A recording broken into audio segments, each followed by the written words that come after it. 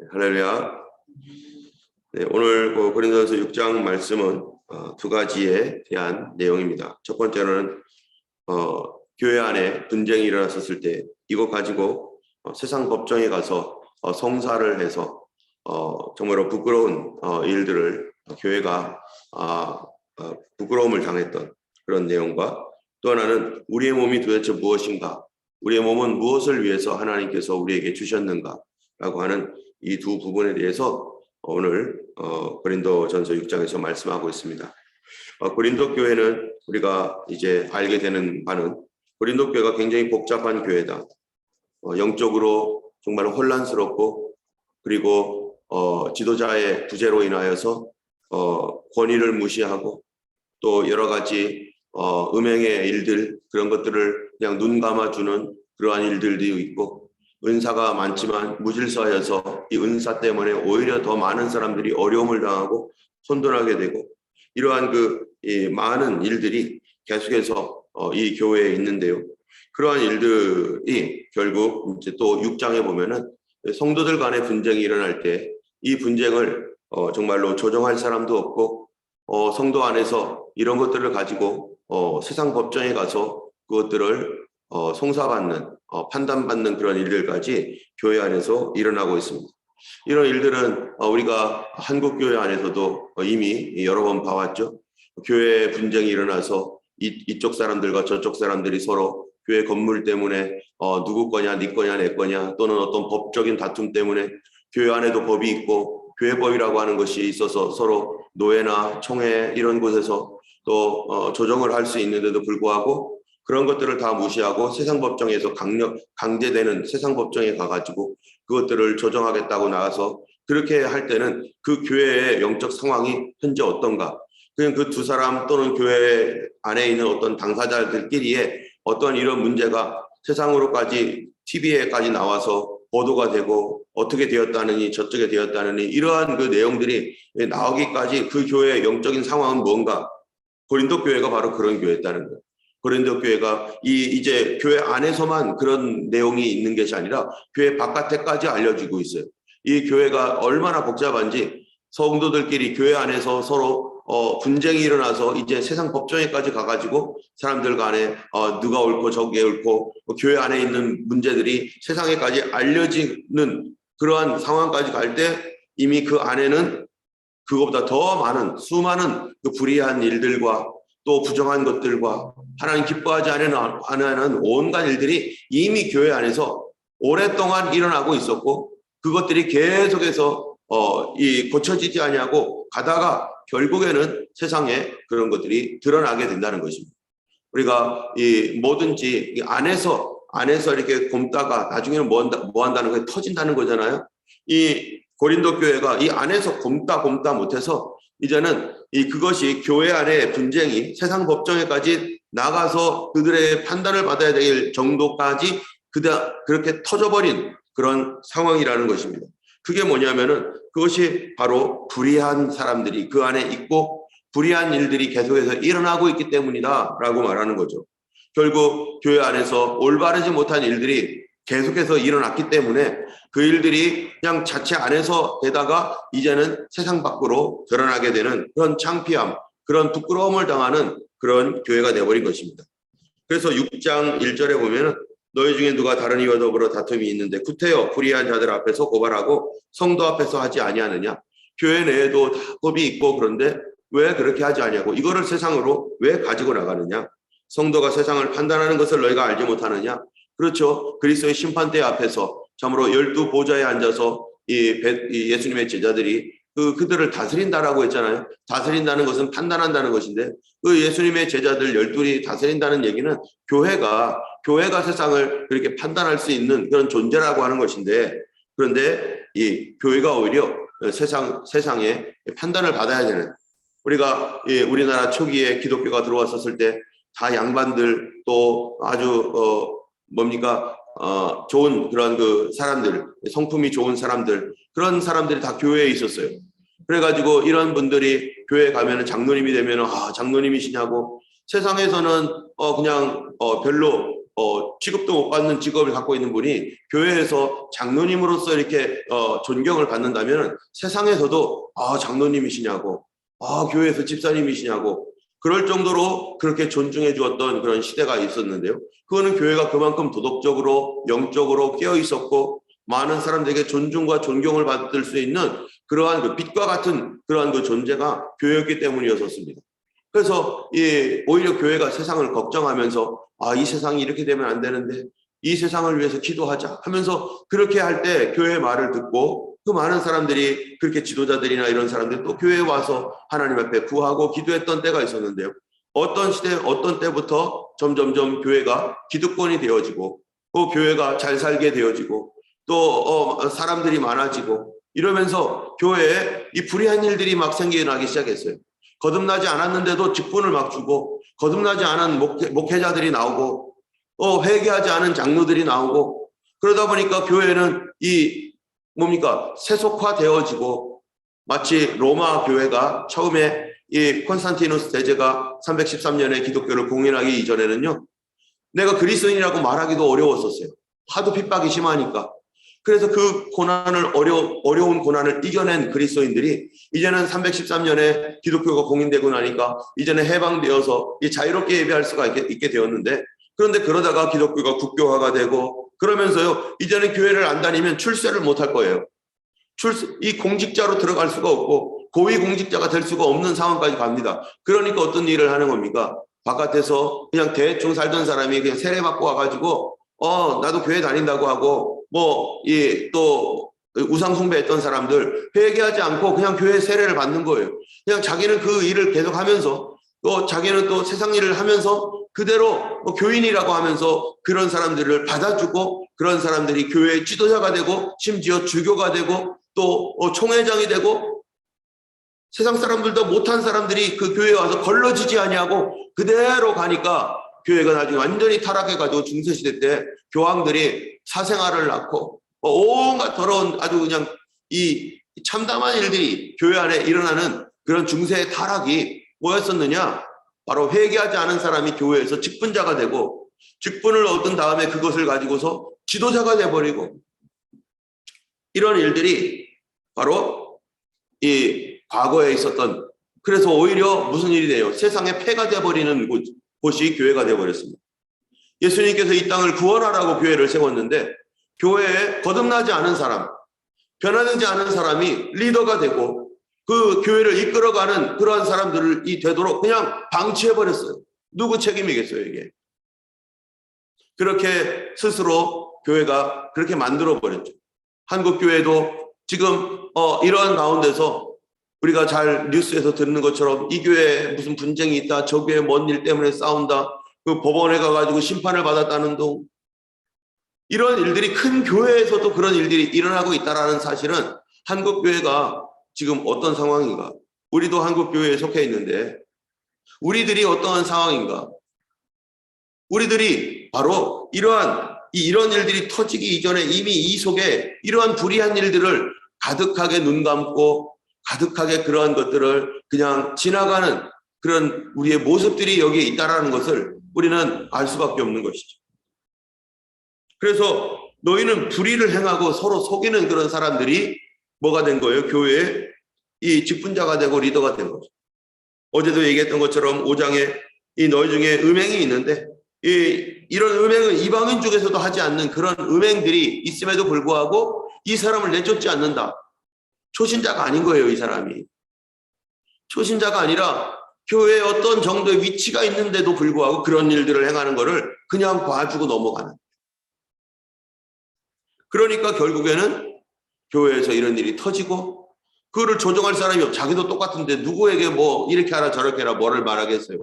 오히려 세상 법정에 가가지고 안 믿는 사람들 앞에 서서 교회가 부끄러움을 당하는 이런 일들. 그런데 그런 일들이 뭔가 바로 우리 9절에 보면은요. 이렇게 말합니다. 8절 9절을 보면 이렇게 말합니다. 너희는 불의를 행하고 속이는구나. 그는 너희 형제로다. 불의한 자가 하나님 나라를 유업으로 받지 못할 줄을 알지 못하느냐. 여기까지 보면은요. 이들이 불의를 행하면서 교회를 다니고 예수 믿는다고 말하고 있습니다. 그리고 자기 구원받았다고 말하는 거죠. 거듭나지 않아 놓고도 거듭났다고 생각하는 거죠. 여러분, 이 오랫동안 교회를 다니면서 거듭나지 않은 상태에서 오랫동안 교회를 다니는 사람들이 생각이 뭐냐면은 이게 예수 믿는 거라고 생각하는 거예요. 거듭난 체험도 없고 그냥 이렇게 종교 생활하는 것이, 그러면 교회 다니면 그래도 구원받은 거 아닌가 이렇게 생각하고, 어떤 사람은 세례 받으면 거듭난 거 아닌가 이렇게 생각을 해요. 절대 그렇지 않습니다. 성령으로 거듭나지 않으면 하나님 나라를 볼 수도 없고 갈 수도 없는데, 그 사람들은 교회에 나오는 것이 거듭났다라고 착각을 하고 있는데 그 내면은 전혀 변화되지 않고 있죠. 불의한 사람이 하나님 나라를 유업으로 받을 수 없다. 그렇게 계속해서 범죄하고 있는 사람들은 하나님 나라와 상관없는 사람들이다. 그래서 어떤 사람들입니까? 미혹을 받지 말라. 음행하는 자나 우상 숭배하는 자나 간음하는 자나 탐색하는 자나 남색하는 자나, 여기 지금 여기에 보면은 음행, 우상 숭배, 간음, 탐색, 남색, 이게 다 뭐예요? 이게 지금 고린도 교회에 처한 현실입니다. 고린도 교회가 처한 현실이요, 음란한 교회라는 거예요. 영적으로도 음란한 교회고 육적으로도 음란한 교회고. 그래서 이러한 왜 그런가? 바로 고린도라고 하는 그 자체가 음란한 도시였어요. 거기에 이 상인들, 또 무역하는 사람들, 뱃사람들 와가지고 거기서 이 물건 내리고 또 이 배를 저쪽까지 또 옮기고 하는 과정 안에서 거기에 또 신전이 있는데, 그러한 그 아프로디테 신전이라든지 이러한 신전, 그런 거에서 일어나는 수많은 악한 일들, 그 다음에 이 쾌락 문화, 그런데 그런 것들을 사람들이 다 가지고 교회에 들어왔는데 변화되지 않은 거죠. 회개하고 있지 않은 거죠. 지적하지 않고. 그러니까 이런 일들이 교회 안에서 그냥 일어나니까 당연히 그런 줄 아는 거죠. 그리고 또 10절에 도적이나 탐욕을 부리는 자나 술 취하는 자나 모욕하는 자나 속여 빼앗는 자들, 이 남의 돈을 슬쩍슬쩍 훔치거나 사기치는 사람들, 막 또 술 취하는 자, 거기에 이 바커스 신이라든지 디오니소스 이런 신들을 숭배하는 그러한 그 신전들, 그런 이 또 뱃사람들이 막 와가지고 그러니까 거기에 수많은 유흥업소들이 막 드러나고, 거기에 이 무역하는 도시다 보니까 돈이, 현금이 막 넘쳐나고, 또 배를 이쪽에서 저쪽으로 옮기면 현금으로 막 직접 주기 때문에 이 돈들이 막 이게 막 계속 흘러가는 곳. 그런데 이게 어디로 흘러가느냐? 유흥업소로 다 흘러가는 거예요. 특별히 술 마시는 곳으로 가는 거예요. 그러니까 항상 사람들이 술 취해 있고 하루 종일 비틀거리면서 살다가 또 이 일거리는 얼마든지 널려 있어요. 또 계속해서 무역하는 사람들이 배를 대면은 이 배를 터널을 이 운하를 이용해 가지고 저쪽으로 직접 사람들이 끌어가니까 많은 노동자들이 필요한 거죠. 이 반대편 쪽으로 가서 반대 바다 쪽으로, 에게에서 아드리아해인가요? 그쪽으로 이거를 계속 운반해 나가는데 사람들이 많이 필요한데 그냥 며칠만 일하면 또 술 먹고 또 뭐 할 수 있는 돈 다 벌을 수 있는 거예요. 하루만 일해도 다 괜찮은 돈벌이가 있으니까 그날 이런 식으로 계속 탕진해 가는 거죠, 돈을. 그런데 그런 사람들이 세상 문화를 가지고 교회 안에 와서 똑같은 그런 일들을 하는 거죠. 그러니까 어떤 사람들은 거기서 막 기도하는 사람이 있는가 하면 어떤 한 파트는 또 이런 일들이 계속해서 일어나고 있는 그 복잡한 이런 교회. 그러나 주님께서 분명히 말씀하시는 것은 이런 일을 행하는 자, 술에 취해 있고 또 모욕하는 자, 속여 빼앗는 자, 이런 사람들은 하나님 나라를 유업으로 받을 수 없다. 그런 사람들은 결코 하나님 나라의 백성이 아니다. 회개하지 않으면 그 사람들은 교회 나왔다고 구원받는 게 아니라 멸망받는다. 성령으로 거듭나야 이 모든 일이 끊어지죠. 성령으로 거듭나지 않으면 이 일들이 끊어지지 않습니다. 우리가 살다 보면은 참으로 답답한 일들이 많죠. 교회는 오래 다녔지만 여전히 옛습관, 옛삼, 그리고 그렇게 하고 있는 것들에 대하여 조금도 양심의 가책을 느끼지 않고 괴로워하지도 않고 그냥 그렇게 살아가는 사람들을 볼 때, 교회는 다니지만 우리 일가 친척 중에서도 그런 분들이 있죠. 교회는 다니는데 적당히 술 먹고 술 취해 다니고 또 속이는 거 하고 유흥업소 돌아다니고, 그러면서도 교회는 와서 또 11조도 한다고 하고 뭐도 한다고 하고 성가대도 하고, 결코 이 사람이 구원받은 사람도 아닐 뿐만 아니라 불쌍한 거죠. 그가 거듭났으면 그 일을 할 수가 없어요. 그가 거듭나지 않아서 그렇게밖에 못 살고 그런 것들을 바라보는 자녀들이나 아내나 남편이 속 터지는 거죠. 어떻게 저렇게 계속 그렇게 오랫동안 교회를 다니는데도 저러고 있느냐.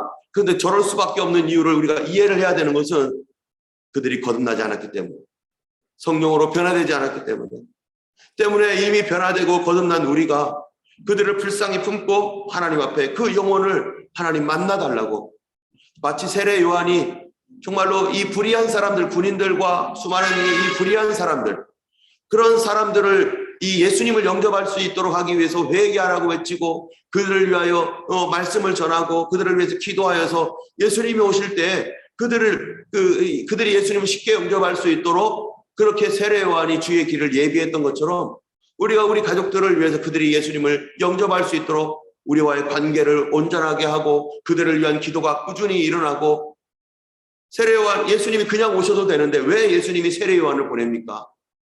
길을 예비해야 되니까, 주님이 역사를 하셔야 되니까, 그러면 사람이 준비되어야 되니까, 우리가 믿지 아니하는, 아직 예수님을 영접하지 않은 그 사람이 예수님을 영접할 때까지 우리의 사명이 뭐겠어요? 세례 요한이 되는 거죠.